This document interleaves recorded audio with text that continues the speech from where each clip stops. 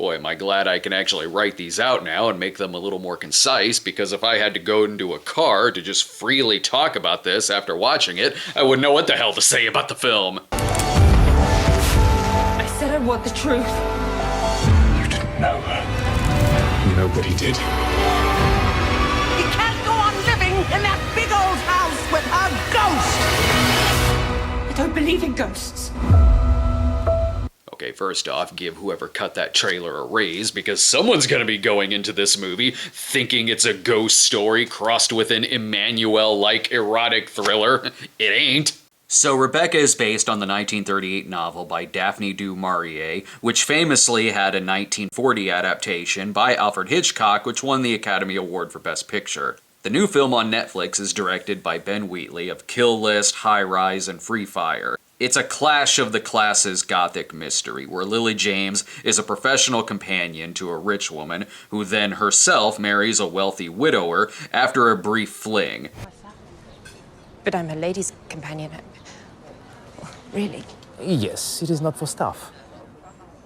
Monsieur, the young lady will be joining me. Oh no, please, I couldn't possibly. That's absolutely fine. And we needn't talk to each other unless we feel like it. Oh, you didn't have to do that. My motives were entirely selfish. This is yesterday's paper. I've already read it. Then she moves with him to his mysterious mansion, where everyone seems a little too obsessed with his deceased wife, Rebecca. Ben Wheatley's an excellent director, but there's just something about this film that feels sloppy.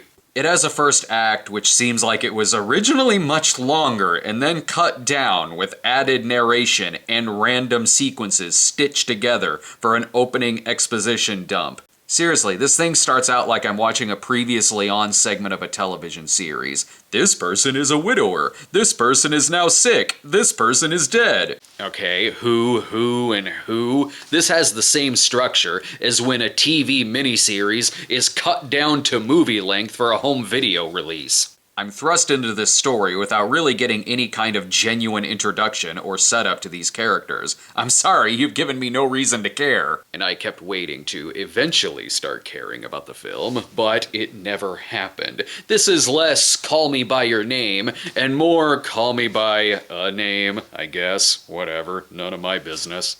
Even when you're watching it, the movie sometimes still tries to trick you into thinking something supernatural will happen, because it begins having the tropes of a haunted house movie. Yes, it has the fake-out dream sequence. We want a shot of Lily James being swallowed by floor leaves. Yes, we know there's no context. Just put it in the movie and make it a dream.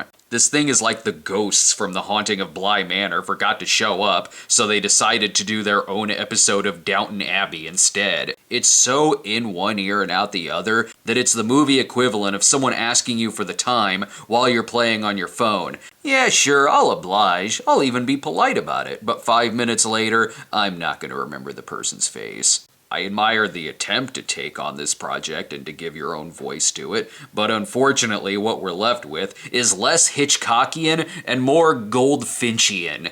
I'll give Rebecca a C. The acting's fine, it's shot well, but it's so fatally dry and melodramatic without letting me connect to any character or any plot thread that's going on.